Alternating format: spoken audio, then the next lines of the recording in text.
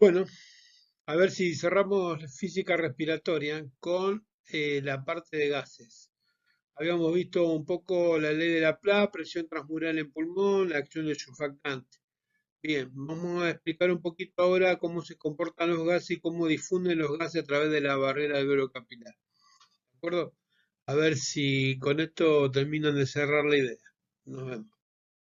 Existen tres leyes básicas que hay que manejar, cuatro en realidad. La ley de Boyle-Mariot, la ley de Gay-Lussac y la ley de Charles van todas relacionadas. La primera la ley o ley de Boyle-Mariot relaciona presión y volumen a temperatura constante. ¿Qué quiere decir? Si yo tengo un recipiente que contiene 1 litro de gas y mantengo su temperatura fija, ese litro de gas va a generar una presión. Si yo reduzco el volumen a la mitad, o sea, comprimo el gas y mantengo la temperatura, lo que se eleva es la presión. Por eso Boyle relaciona presión y volumen y establece una relación inversamente proporcional.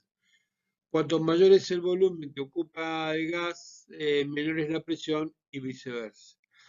Si alguna vez te piden demostrar cómo se cumple la ley, la ecuación es la que ven. Presión 1 por volumen 1 igual a presión 2 por volumen 2, siempre y cuando mantengas la temperatura constante. Bien.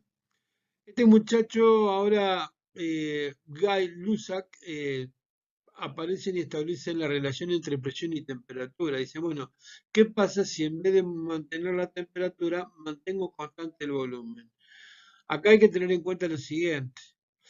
Si yo quiero mantener constante el volumen, el recipiente tiene que ser un recipiente rígido.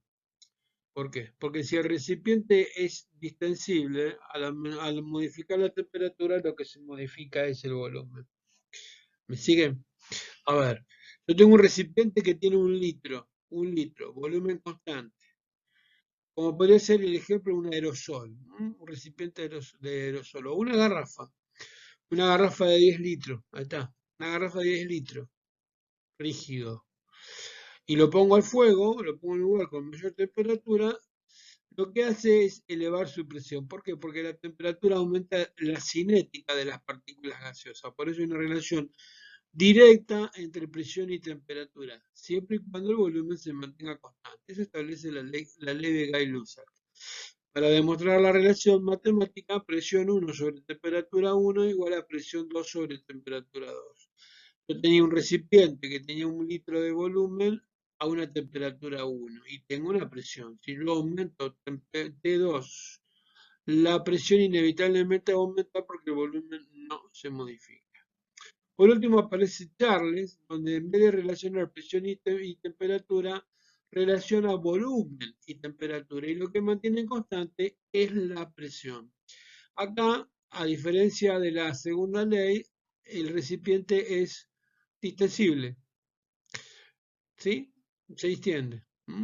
Entonces, esto ocurre, por ejemplo, con las cubiertas de un auto, donde vos en verano tenés mayor volumen hasta llegar a un punto, se aumenta la temperatura y ya después cuando el recipiente no puede estirarse más, lo que se mantiene es el volumen y lo que aumenta es la presión. De acuerdo, las dos van de la mano, así que no hay mucho para hablar.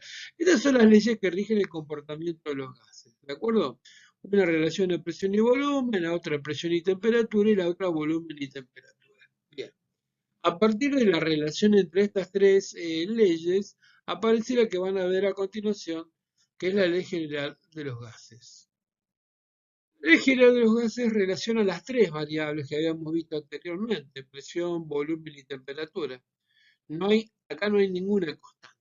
Entonces, ahora imagínense lo que establece la ley. La ley establece físicamente lo siguiente, que la presión de un gas por el volumen del mismo es igual a multiplicar el número de moléculas o la concentración de moléculas de gas por la constante general de los gases por la temperatura del sistema. Eso establece la ley. Presión por volumen es igual a N por R por T. Vamos despacito, vamos despacito. Imagínense un globo. ¿sí? Un globo que contiene oxígeno, solamente oxígeno. Por lo tanto, la presión del globo es presión de oxígeno. El volumen que ocupa el oxígeno está determinado, relación presión por volumen. Ahora, a una temperatura dada, ¿sí? Aparecen dos conceptos nuevos que hasta acá no habían visto, representados simbólicamente por R y por N. N es mol por litro, o sea, concentración de gas, cantidad de moléculas gaseosas, ¿sí? No es lo mismo 8. Recuerden que los gases, el estado gaseoso, las moléculas o las partículas de la materia están totalmente separadas. Y el movimiento. Entonces vos pones 10 moléculas de oxígeno en un recipiente que ocupa 1 litro y generan una presión. Si en vez de poner 10, pones 20 moléculas en el mismo volumen, la presión es mayor. Por lo tanto, la ley general establece que cuanto mayor es el N, o sea, la concentración de moléculas, mayor será la presión. Ahora, tengan en cuenta este dato. Si el recipiente puede deformarse, lo que va a aumentar primero es el volumen, no necesariamente la presión. Entonces, la primera relación sería que cuanto mayor es la concentración de moléculas gaseosas en un gas, mayor es su presión o mayor es el volumen, siempre y cuando la temperatura permanezca constante. ¿Se entiende? Bien, la pregunta ahora podría ser, ¿y cuánto aumenta la presión? ¿Cuánto aumenta la presión? Bueno, eso lo determina la constante general de los gases, R, constante general de los gases. El R establece, escuchen bien esto, que por cada mol que hay por litro a una temperatura dada, la presión atmosférica aumenta 0,082 atmósferas por cada mol. Por lo tanto, si hay 4 moles, agregué 0,082 por 4 para saber cuál es la nueva presión que encuentro en el recipiente o en el sistema. Ahora, ¿qué pasa si lo que en vez de aumentar la presión aumenta el volumen? Bien, si lo que aumenta es el volumen aumenta en 0,082 litros. ¿Eh? ¿De acuerdo? Manteniendo siempre constante la temperatura. ¿Quedó claro? Bien. Repaso lo que establece la ley general. La ley general establece que en un gas, la presión de un gas depende de la concentración del gas. ¿Eh? Esto tiene que ver un poco con la ley de Henry, donde la concentración de gas determina en parte la presión. Ahora, cuanto mayor el número de moléculas, mayor es la presión. Pero tengan en cuenta esto, que si el recipiente es distensible, en vez de aumentar la presión primero, lo primero que hace el recipiente es expandirse. Entonces, a mayor concentración, primero aumenta el volumen y luego, cuando ya no puede expandir más, lo que aumenta es la presión. Es en el caso de un recipiente expansible. Bien. ¿Cuánto aumenta la presión por cada molécula? Lo determina la constante general de los gases, 0,082 atmósferas. ¿Estamos de acuerdo? Bien, ¿qué hago con T? Imaginemos un recipiente donde hay 10 moléculas de oxígeno, ¿ah?, que ocupan un volumen, 10 moléculas de oxígeno que ocupan un volumen. 10 por 0,082 me estaría dando 0,82 atmósferas. ¿Qué pasa si aumenta la temperatura? Bien, a mayor temperatura, mayor será la presión,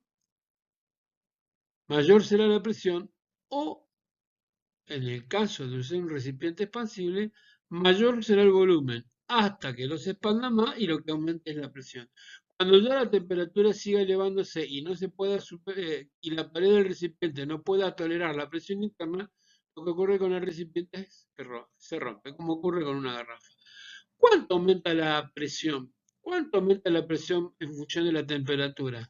Por cada grado Kelvin que aumenta la temperatura, la presión aumenta 0,082 atmósferas, siempre y cuando mantenga constante la concentración del gas. Eh, Espero que lo hayan entendido. Ahora van a ver un ejemplo visual. Bueno, acá tienen dos globos, espero que les sirva, ¿eh? Y de paso enganchamos ley de Dalton o ley de presiones parciales. Acá tienen dos globos. En el primer globo, en el de arriba, tengo cuatro moléculas de oxígeno, o sea que el N de oxígeno vale imaginariamente 4. Con esa concentración de oxígeno, a una temperatura dada, se genera una presión de oxígeno y un volumen. Presión de oxígeno por volumen que ocupa el oxígeno es igual al número de moléculas de oxígeno por R por T. Ley general de los gases. Imaginen ahora que yo le meto dos moléculas más de oxígeno. ¿Qué es lo que aumenta? El N. Aumenta el N de oxígeno. Por lo tanto, lo que aumenta, en el caso de un globo, primero el volumen. Pero llega un punto que ya el volumen no puede expandirse más y por lo tanto lo que aumenta es la presión. Ahora, imagínense que yo no meto moléculas de oxígeno, lo que hago es aumentar la temperatura del sistema. Con estas cuatro moléculas de oxígeno, la presión de oxígeno debería aumentar porque está en relación directa a la temperatura. ¿Cuánto aumenta la presión? 0,082 atmósferas por cada grado Kelvin que someta el sistema. ¿Queda claro? Bien. Pero ahora me encuentro con una mezcla gaseosa.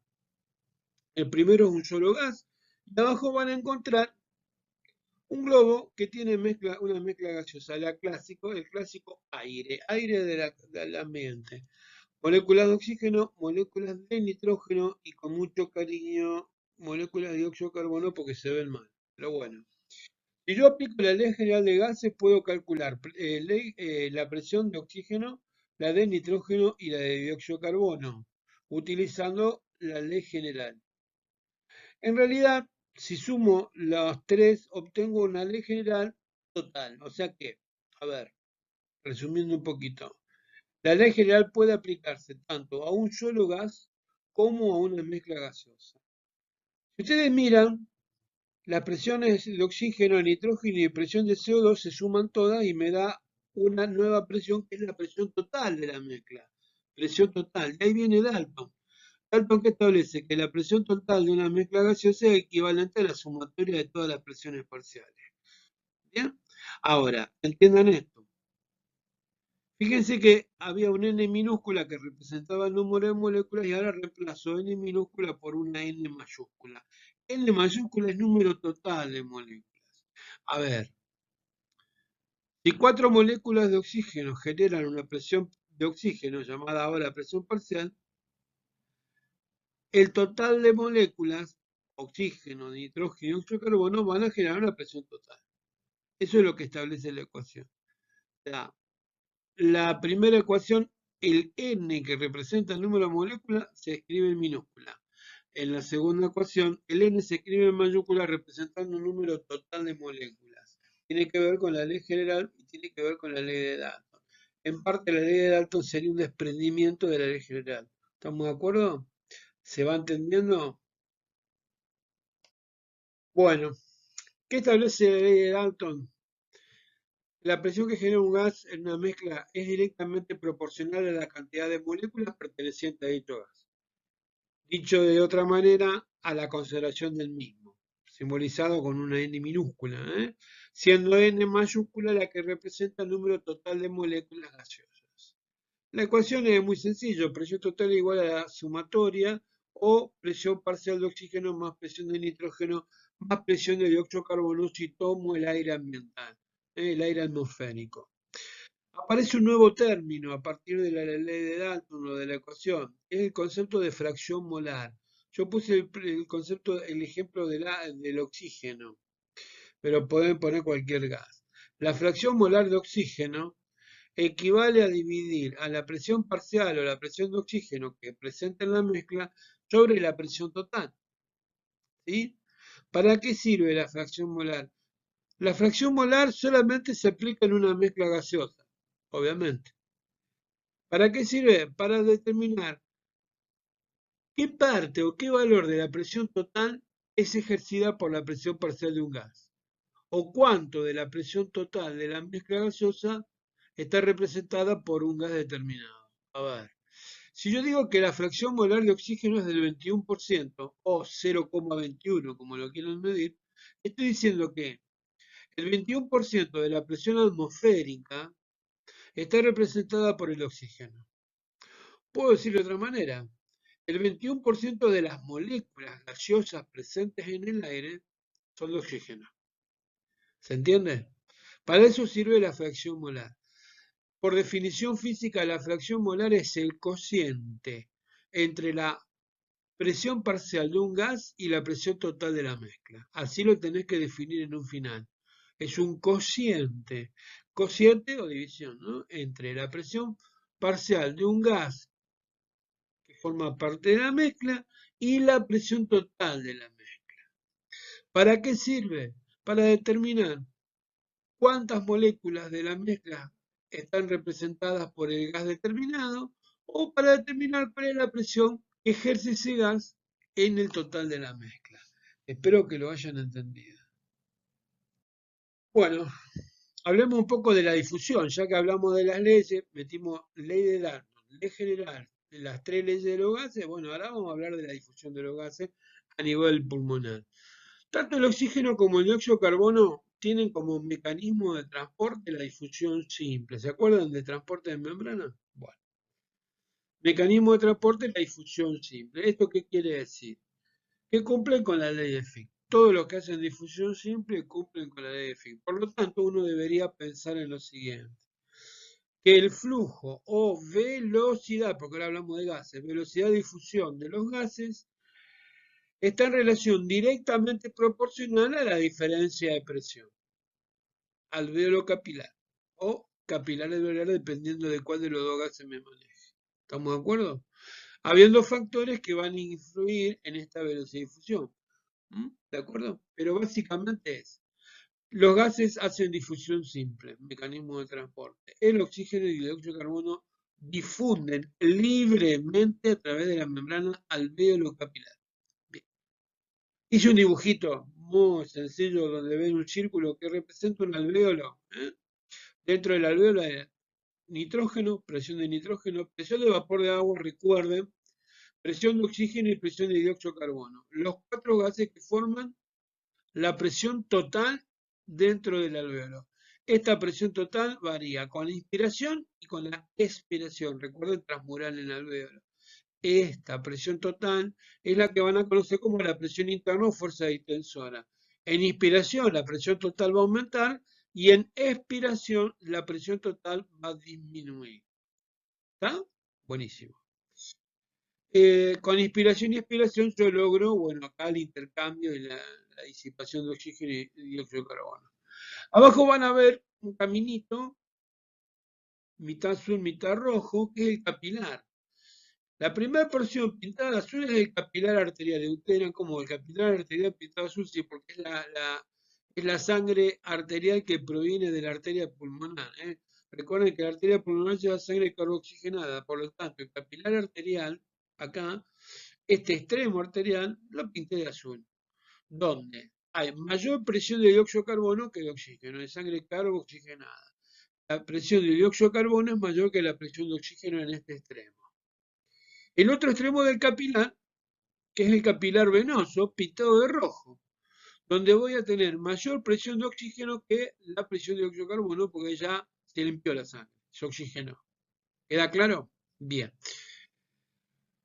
Lo que está rayadito de verde, no sé si ven, y después cerrado con una llave, dice X. X es el espesor de la barrera alveolo-capilar, o también conocida como distancia a recorrer en la física. Fick decía que la velocidad de difusión era directamente proporcional a la diferencia de presión o concentración en el caso de un soluto, pero era inversamente proporcional a la distancia a recorrer. A mayor distancia, menor velocidad o menor difusión. Bueno, X representa la distancia o el espesor de la barrera alveolo capilar. Guarda porque acá hay muchas patologías que alteran la difusión de los gases. Bien, miren esto. Ustedes van a ver que hay una flecha que entra al alveolo y una que sale. Una va del capilar al alveolo y el otro va del alveolo al capilar. Bien, esos son los sentidos de los flujos. El dióxido de carbono va desde el capilar al alveolo y el oxígeno desde el alvéolo al capilar. ¿Cuál es la causa del movimiento? El gradiente de presión. Sin embargo, ustedes van a ver que la flecha del dióxido de carbono es mayor a la flecha del oxígeno, y esto tiene que ver con la fisiología. El dióxido de carbono tiene una velocidad de difusión 2 a 3 veces mayor que el oxígeno. ¿Por qué? Por la solubilidad. Ahora vamos a tratar de explicarlo con la ecuación. ¿De acuerdo? ¿De acuerdo? El oxígeno entra, el dióxido de carbono sale. La velocidad de difusión del dióxido de carbono es mayor y se mueve por diferencia de presión teniendo que atravesar la barrera alvéolo capilar. Interfase aire-líquido. ¿Qué tal? Bueno, difusión de los gases, ley de Fick. La ley de Fick hay que interpretarla en una interfase aire-aire y en una interfase aire-líquido, que es el intercambio pulmonar. Interfase aire-aire es como si yo abro una garrafa de gas y dejo que el gas se expanda al medio ambiente.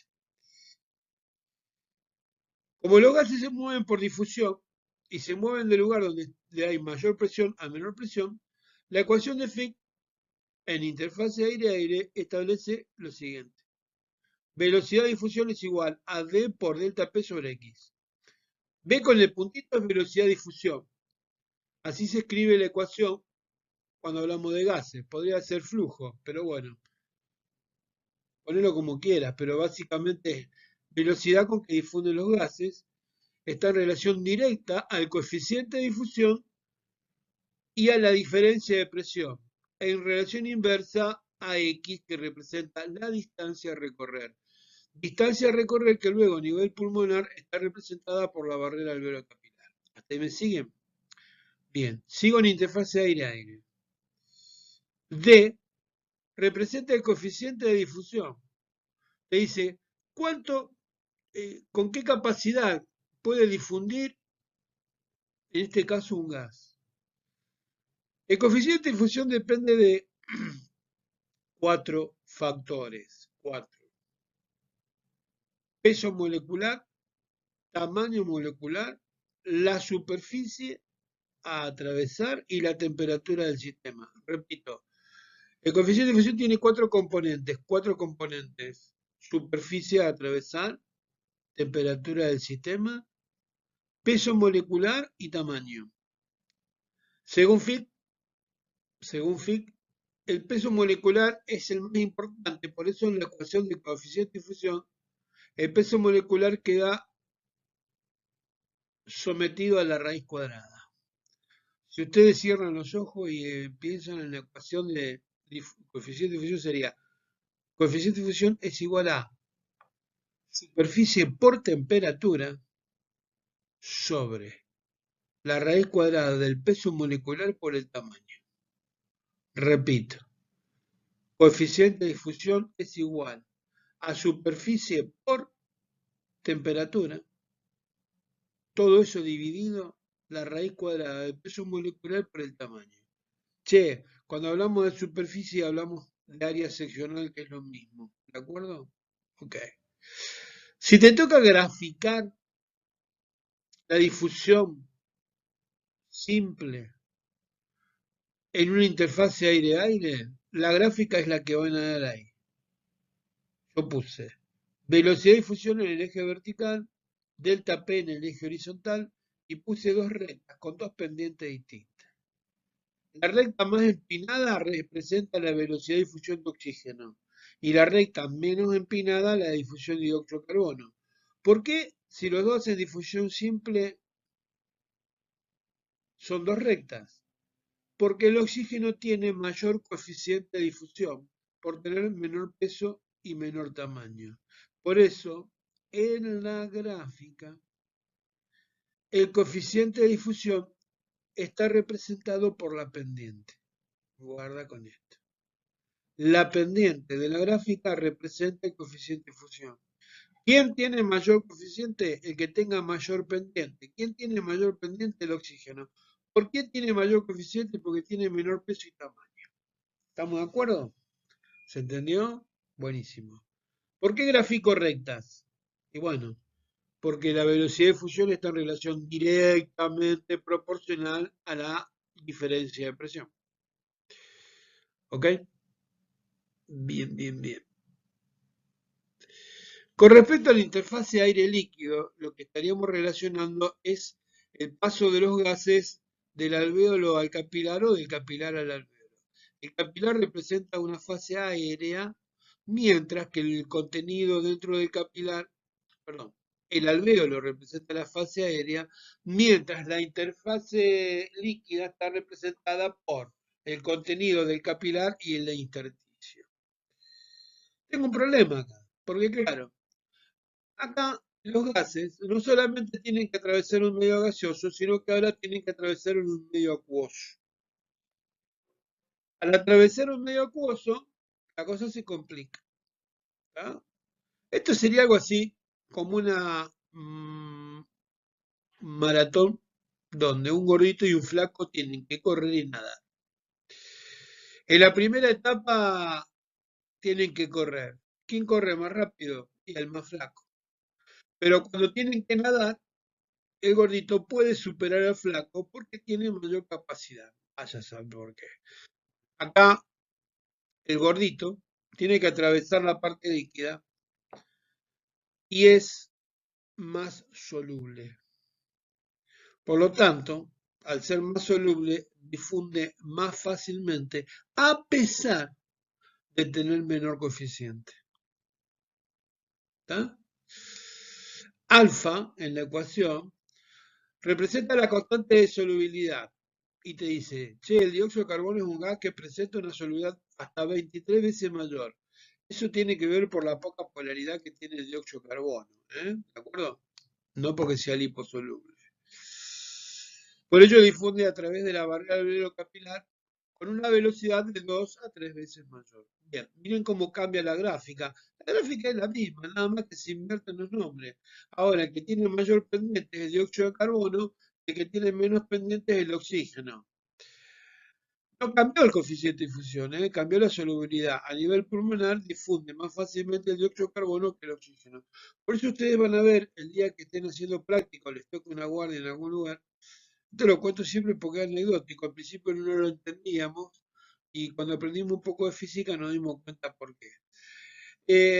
Cuando te llega un paciente a la guardia y que tiene un problema realmente de intercambio gaseoso, el tipo tiene la sensación de falta de aire. Y lo que uno hace inconscientemente es enchufarle una máscara con oxígeno.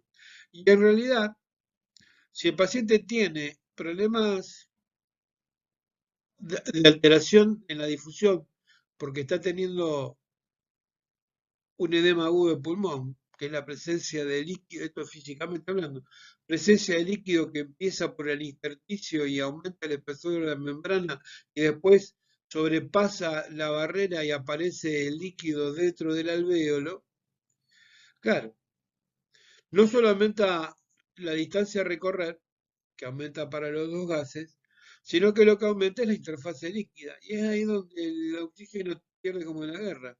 Entonces, por más que yo a mi paciente le ponga un tubo con oxígeno a presión, la difusión del oxígeno va a verse retardada porque es más lento para difundir porque es menos soluble que el dióxido de carbono. ¿Se entiende? Por eso es importante tener en cuenta el concepto de solubilidad. Bueno, acá quisimos agregar algunos conceptos que son importantes con respecto a otros factores o factores que pueden alterar la difusión de los gases a nivel pulmonar. Ya sabemos que la solubilidad es un factor importante, pero miren esto. La diferencia de presión alveolo-capilar es un factor. El espesor de la barrera alveolo-capilar es otro factor. Las dos están presentes en la ecuación de Fick aplicado a gases, a pulmón. Las dos. Delta P y X, que lo llamo, más que X, lo llamo distancia o espesor de la barrera. Con respecto a la diferencia de presión alveolo capilar, no vamos a ponernos a delirar mucho. Yo lo pusimos acá para que tengan en cuenta lo que es la altura con respecto al nivel del mar, no la altura cuánto mide un tipo, 1,70 m, sino a dónde está el tipo. Está a 2.000 metros de altura, a 4.000, a 5.000, a nivel del mar. ¿Por qué? Porque esto tiene que alterar la diferencia de presión alveolo capilar. Como sabemos, la presión del aire o presión atmosférica es la presión total. A nivel del mar tiene un valor, 760 milímetros de mercurio o una atmósfera, siendo la fracción molar de oxígeno de 0,21. A 4.000 metros de altura, la presión atmosférica cae a la mitad. ¿Eh? Si la presión atmosférica cae a la mitad, ¿qué es lo que afecta? ¿Afecta las fracciones molares? No. Las fracciones molares son siempre iguales. Guarda con eso. Lo que afecta son las presiones de los gases que componen la mezcla. ¿Sí? La presión de los gases que componen la mezcla. Si yo tenía 760 milímetros de mercurio a nivel del mar, y a 4.000 metros de altura tengo la mitad, tengo 400, 300 y pico de milímetros de mercurio, tengo la mitad. Por lo tanto, tengo el 21% de la mitad de oxígeno. ¿Se entiende? Si antes tenía el 21% de 760, ahora tengo el 21% de la mitad de eso. Y eso va a influir en el gradiente de presión, y a menor gradiente de presión, obviamente, menor velocidad de difusión para los dos gases. Lo que pasa es que me importa el oxígeno más que el dióxido de carbono. Pero bueno. Eh, ¿Hay alguna otra causa que altera la diferencia de presión alveolo capilar? Y sí, si vos estás, a ver, en un ambiente de 4x4 con 50 personas y no abrir una ventana y el ambiente empieza a enrarecerse y el oxígeno empieza a consumirse, y eso va a alterar la difusión de los gases. Pero bueno, no nos metamos en lío con eso porque ahora no estamos discutiendo eso. Estamos hablando de la diferencia de presión con respecto a la altura del nivel del mar. Con respecto al espesor de la barrera alveolo capilar, recuerden el recorrido que tiene que hacer el gas desde el alveolo hasta introducirse al capilar, o al revés, para el dióxido de carbono. La presencia de líquido aumenta el espesor. La fibrosis, que es una patología, aumenta el grosor de la barrera. Aumenta el espesor. Y después podemos nombrar otras cosas, pero bueno. Otra cosa que yo no lo nombré, no lo puse porque es más patología que otra cosa, es la superficie. La superficie forma parte del coeficiente de difusión, pero bueno, es importante. La superficie está representada por la cantidad de alveolos funcionales. Entonces, si yo pierdo por alguna, como por ejemplo en una telectasia o en un enfisema, pierdo parénquima pulmonar, lo que estoy reduciendo es la superficie de intercambio. Y eso también alteraría la difusión de los gases. Pero bueno, eso no, nunca hicieron esa pregunta, pero lo cuento porque me pareció interesante. Bueno, por último, comparación entre el aire seco y el aire húmedo me interesaba. Yo lo había dejado, en realidad lo tendría que haber puesto antes, pero creo que se entiende bien. El aire seco ambiental, el aire que te rodea, está constituido por oxígeno, nitrógeno y dióxido de carbono. Hablemos en aire puro, ¿no? La presión total del aire es equivalente a la presión atmosférica. A nivel del mar, 760 milímetros de mercurio. Recuerden que por arriba de los 4.000 empieza a caer a la mitad. Esta presión atmosférica o presión total está constituida por la presión de oxígeno, por la presión de nitrógeno y la presión de dióxido de carbono. ¿Sí? Y a partir de ahí puedo calcular la presión parcial de oxígeno, utilizando como fórmula la de la fracción molar. Presión de oxígeno va a ser igual a la presión total por la fracción molar de oxígeno. Y la presión total es de 760 y la fracción de oxígeno es de 0,21, hago 760 por 0,21 y me va a dar la presión que ejerce el oxígeno en el aire ambiental, considerado aire seco. ¿Está? Bien. Recuerden que el nitrógeno tiene una fracción molar del 78% y el dióxido de carbono de 0,03. ¿Sí? Bien. ¿Qué pasa en el aire húmedo pulmonar? Bien. La presión que hay dentro del aire pulmonar, ya dentro de los alvéolos, llamada presión total, equivale a la presión atmosférica. En la interfase entre la inspiración, en esa etapa, en ese parate eh, sí, intermedio entre inspiración y expiración, la presión dentro de los pulmones es igual a la presión atmosférica. En ese punto, nada más. Y tomamos como una interfase, presión total igual a la presión atmosférica. O sea que dentro del pulmón, dentro del alveolo, la presión sería de 760 milímetros de mercurio. No en inspiración, ¿eh? Ahí estamos. Bien. ¿Cómo está compuesta? Como el aire es húmedo, la presión total, esos 760 que son iguales a los que están afuera, tienen oxígeno, nitrógeno, dióxido de carbono, pero a este hay que sumarle la presión del vapor de agua. El agua en forma de vapor dentro del alvéolo. El vapor de agua o la presión de vapor de agua a nivel del mar es de 47 milímetros de mercurio y la primer causa que modifica la presión de vapor de agua es la temperatura corporal. ¿Eh? ¿De acuerdo? Recuerden que este vapor de agua después sirve un poco para regular la temperatura.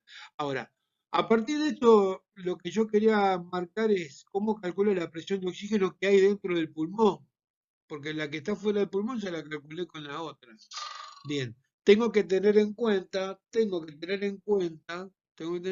vapor de agua. Entonces, a la presión total, primero le resto la presión de vapor de agua, y una vez que le reste esto, multiplico por la fracción molar del gas que yo quiera, en este caso el oxígeno.